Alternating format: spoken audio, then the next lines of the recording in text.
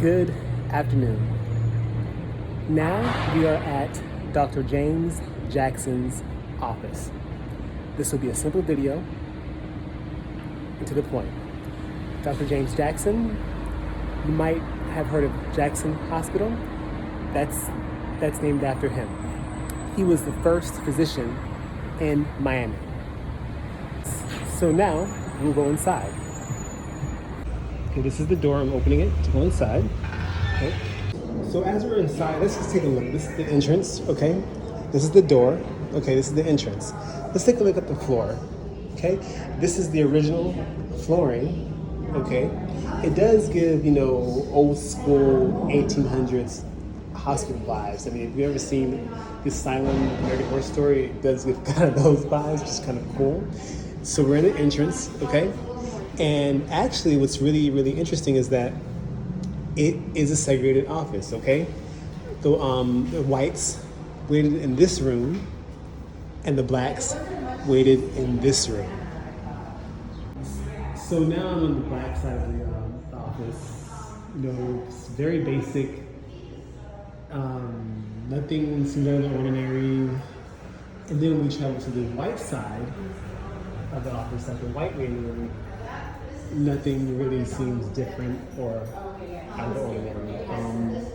Which goes to show you that, racism, segregation is pointless because at the end of the day, this is the white side, of course, that we're on right now, and this is the black side that we're on right now. All the patients will go into this one office. So my grandmother always used to say that we all bleed the same color blood. So this is very symbolic of that. You have the white side, the black side, but then we're all going to the same office to be treated by a doctor. Isn't that something? We have these segregated sides. Again, we have the black side here and the white side here, okay? That's how it was segregated. The blacks waited in this area, the whites waited in this area, but they came to this room, okay? Now this room is pretty interesting. We're in the office, of course, where he practices medicine, and you see different things inside the office. These medicines, these utensils, these artifacts are they're only here to give us a feel of the kinds of utensils or materials that were used in the time period of Dr. Jackson, again, between the 1890s and 1920s.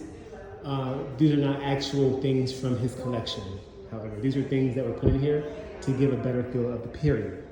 Now, let's take a closer look at these items, okay? So these are things that he would have used. He would use the sanitizing machine. These are the medicines that he would have been using. This is the kind of table he would have been using. These are the utensils that he would have, close to the utensils he would have used. Not exactly, but close, all right? This is the chair. We look over here. Now, what is authentic about this room is the flooring. This flooring is, again, it gives me American Horror Story Asylum vibes. All I can think about when I think about this floor is blood all over the place. Imagine being in that time period where, we're still developing medicine. Things were probably really messy when people were sick, right? So he had to have this kind of floor to be able to clean up the blood, right? Isn't that interesting? Look at this floor. It's really, really, really cool. It just really gives, again, those vibes. That's why I like it so much, right? Now we move on to this room right here. This is where Dr. Jackson did his surgeries, okay? Now, let's compare these two rooms. This room, you'll notice the walls are just basic. They're plain white walls, right? The floor doesn't copy the wall. However, if you move on to this room where he practiced surgery, you notice that the floor is the same thing as the wall. So if you're a gory person like I am at times, you know what I'm thinking. The reason why the floor matches the wall is in case any blood splattered all over the place, it would go here.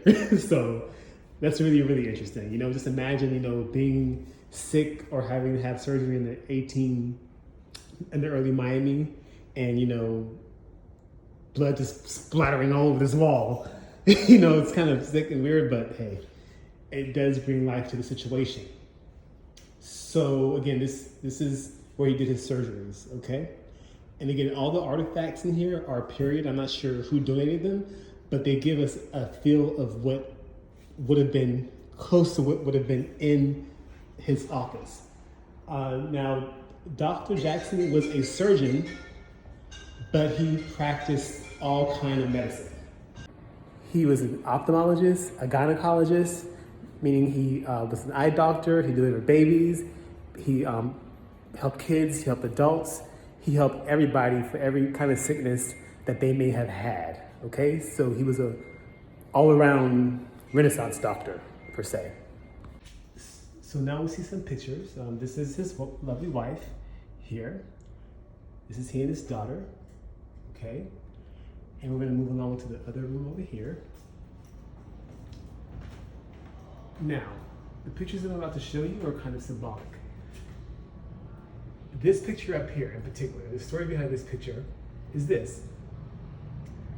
So, as history will tell you, Railroad Tycoon Henry Flagler hired Dr. James Jackson to be the FEC, Florida East Coast Railroad resident doctor, okay? So long story short, when Dr. James came from up north and was dropped off in Miami, this picture was his first view of Miami. This is what he first saw when he saw Miami, right? And he was like, where am I? He was like, I think I want to go back to the north, because it was such a simple lifestyle that he was seeing here. It wasn't really developed. He felt like he was on another planet pretty much. But as he settled in and got used to the people and the environment and, saw the potential, he stayed. Oh, and by the way, this is early downtown Miami. Okay, that's early downtown Miami.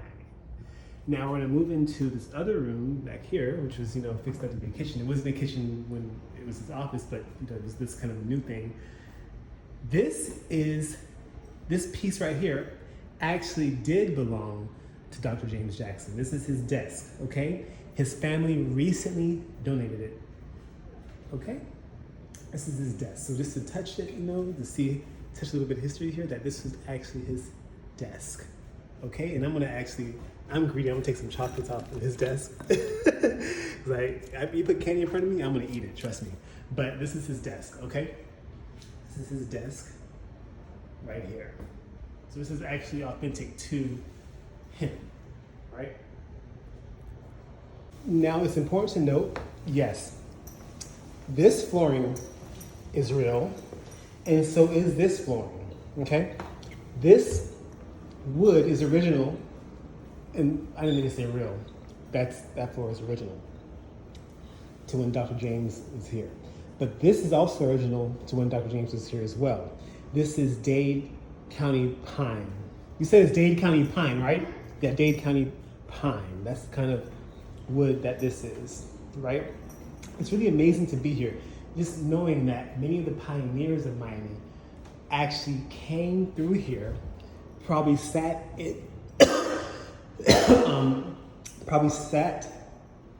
or stood on this floor. It kind of, again, really brings life to the history of Miami. So all in all, Dr. Jackson was a physician who believed that the study of medicine was one of lifelong learning.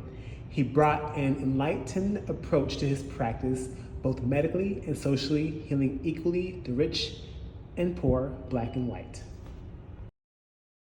So this wonderful exhibit was brought to us by the Jackson Health System, Dr. John T. McDonald Foundation, all of the names listed here. We have to be grateful to them for making this exhibit available to us. Today, Dr. Jackson's office is occupied by the Dade Heritage Trust. And Christine Rupp is the executive director of the Dade Heritage Trust. I'm grateful for Leslie Rivera, who is a member of the Dade Heritage Trust, and the Dade Heritage Trust itself, for taking the time out to educate me on Dr. James Jackson. Thanks for watching, and thanks for letting me share.